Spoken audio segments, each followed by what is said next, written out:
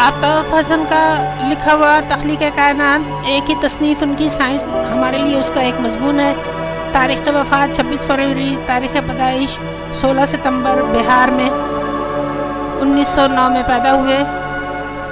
زمینی معدنیات کے بارے میں انہوں نے ساری تفصیلات لکھی ہیں، لیکن یہ مضمون آج ہم پڑھتے ہیں تو ہمیں بے وقوفی لگتی ہے، لیکن اس زمانے میں اردو کی زبان میں کوئی معلومات موجود نہیں تھیں۔ عام لوگوں کو انگریزی کتب کے بارے میں اور وہاں جدید جو سائنسی ترقی ہو رہی تھی اس کے بارے میں نہیں معلوم تھا، تو انہوں نے ان کی مدد کے لیے، ان کی نالج کے لیے جو ہے اردو میں یہ تصنیف لکھی۔ اس میں انہوں نے پیٹرول کا ذکر کیا ہے، کوئلے کا ذکر کیا ہے، جو کہ برننگ فیول کے طور پر استعمال ہوتا ہے، جلنے والے اجزاء کے بارے میں بتایا جن سے مشینیں چلتی ہیں، جہاز چلتے ہیں وغیرہ وغیرہ۔ ٹھیک ہے، اس کے بعد انہوں نے زیادہ مشکل سبق نہیں ہے، اس کے بعد انہوں نے پیٹرول کے بارے میں بتایا، اس کی ہسٹری بتائی ہے کہ انجیل میں موجود تھی، انجیل میں بھی اس کا ذکر ہے۔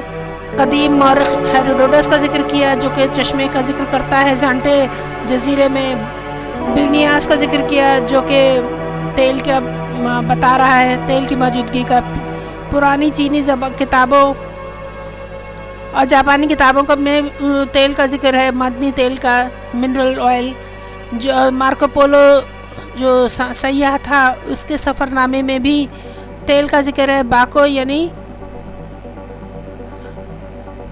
آذربائیجان کا جو دارالخلافہ ہے، بڑا شہر ہے، اس کے بارے میں، اور اس میں اتنا تیل ہوتا تھا کہ 100 جہاز بھر لیے جاتے تھے، یہ بھی بتایا مارکو پولو نے۔ یہ اس وقت کی باتیں ہیں جس کو انہوں نے ایک مضمون میں گیدر کیا کہ یہ تیل کھانے کے لیے نہیں، جلانے کے لیے استعمال ہوگا، لیکن لوگ جانتے تھے کہ اس سے جو ہے وہ دوا بھی بنائی جا سکتی ہے، وہ زخموں کو اچھا کرنے کے لیے مرہم بناتے تھے، پیٹرولیم جیلی جس کو کہتے ہیں آپ لوگ۔ ٹھیک ہے، اس کے علاوہ اور بھی گاڑی سی چیز بناتے تھے جس کو قیر یا پچ کہتے ہیں، اور اس سے وہ اپنی کشتیوں کو پانی سے محفوظ رکھتے تھے، اس کے اوپر گریسنگ کر کے، اس کے اوپر پالش کر کے۔ چینی لوگ جو ہیں حضرت عیسیٰ کی پیدائش سے پہلے ہی زمین کھود کے تیل نکالا کرتے تھے۔ برما میں راوی ندی کے جو قدیم چشمے ہیں وہ اسی کا ثبوت ہیں۔ آج بھی وہاں سے جدید آلات کی مدد سے مزین مانے سجے ہوئے، ارینجڈ، ٹھیک ہے نا۔ تو جدید آلات سے مزین چشموں میں، کارخانوں میں یہ تیل ابھی بھی نکال رہے ہیں برمی لوگ۔ تیل کیسے بنا اس کے بارے میں بتا رہے ہیں۔ پہلے زمانے میں لوگوں کو نہیں پتا تھا کہ ہائیڈرو کاربن جو ہے وہ کیا ہے، یعنی combination of hydrogen and carbon ہے۔ کیمسٹری کی زبان کا معلوم نہیں تھا تو وہ سب بتایا انہوں نے، اور یہ بھی بتایا کہ ان کا استعمال کس طرح ہے، وجود کس طرح ہوا، سنگ مرمر، ریت، چونا پتھر اور شیل وغیرہ کے بارے میں، اور یہ بھی بتایا کہ یہ ساری معدنیات کون سی چٹانوں میں، یعنی رسوبی چٹانیں سیڈیمنٹری راکس میں ملتی ہیں۔ انہی کی کھدائی یا پور والی یا سوراخوں والی چٹانیں ہوتی ہیں جن میں یہ معدنیات اسٹور ہوتی ہیں، اور تہ در تہ لاکھوں سالوں کے عمل، ہوا کا اور زمین کا دباؤ، موسمی اثرات، ان سب سے یہ تہوں میں معدنیات کریٹ ہوتے ہیں۔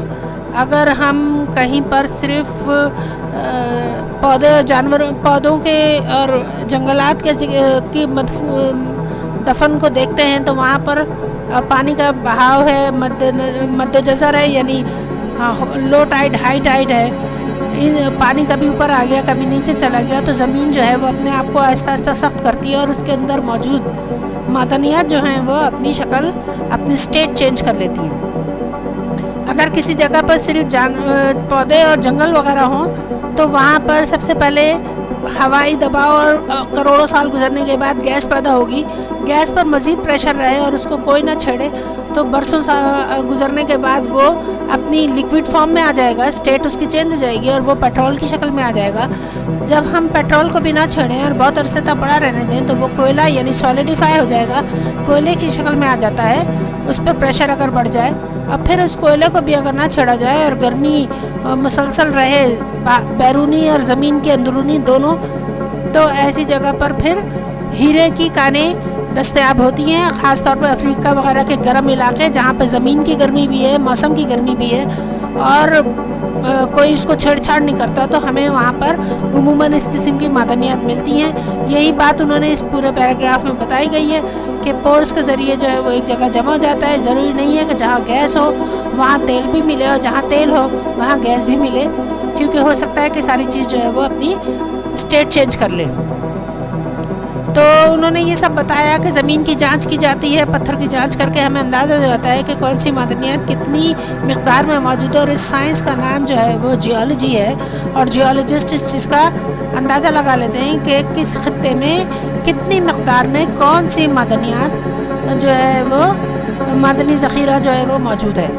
ठीक है, ये सारी बातें उन्होंने बताई हैं इस सबक में, और किस तरह वो तेल जमा होता है ज़मीन के नीचे, इन सबको तफसील से बताया है। पाकिस्तान में सुई के मकाम के बलूचिस्तान के इलाके का भी बताया, तेल तलाश करने गए थे, लेकिन यहाँ पर भी जो है ना वो हमें गैस मिली, तेल नहीं मिला। वो गैस आस्था चल रही है, लेकिन अब याद रखिए कि इसके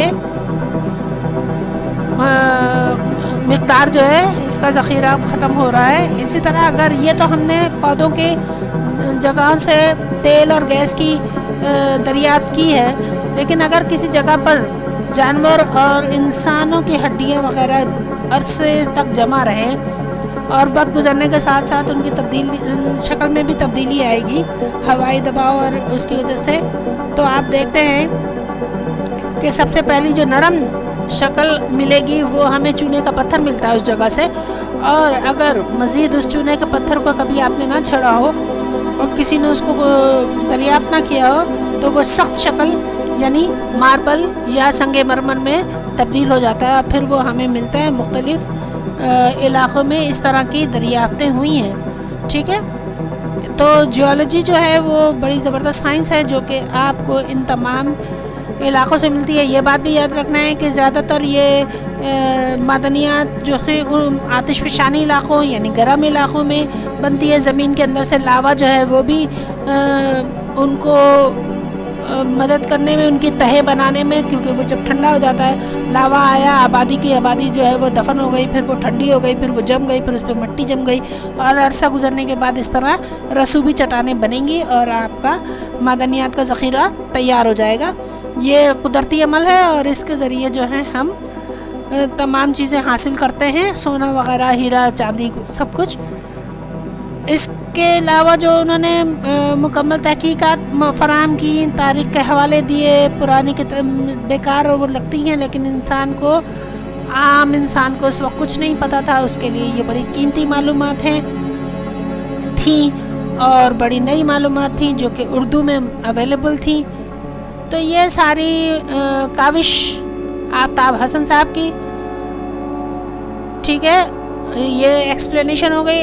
अल्फाज के मानी किताब के आखिर में दिए गए हैं। अगर किसी बच्चों के पास किताबें नहीं हैं तो वो कमेंट्स बॉक्स में लिखें कि हमें जो है वर्ड्स मीनिंग भी डाल दें, तो मैं आप लोगों के लिए अपलोड कर देंगे। हम लोग CAA सेंटर से जुड़े रहिए और तमाम मालूमात हासिल कीजिए। मश्क़ी सवालात वग़ैरह अगली उसमें करेंगे। सवालात ये हैं, सबक में से पढ़कर आप हल कर सकते हैं, ठीक है। और खाली जगह हैं, वो दुरुस्त जवाबात हैं, निशान लगा दिए गए हैं, आप इनमें से देख सकते हैं, ठीक है। सवाल जवाब अगर आप ना हल कर पाएँ तो हमें बताएं, हम आपको उसका हल बता देंगे। इसके अलावा तवानाई के अहम ज़रिए मज़मून जो है वो तैयार रखिएगा, क्योंकि आपके एग्ज़ाम में कोई मज़मून जो मज़मून नवीसी में आ सकता है, ठीक है। AA सेंटर के साथ जुड़े रहिए और अपनी मालूमात हासिल कीजिए। Good luck for your upcoming exams. Thank you. Subscribe करना ना भूलिएगा।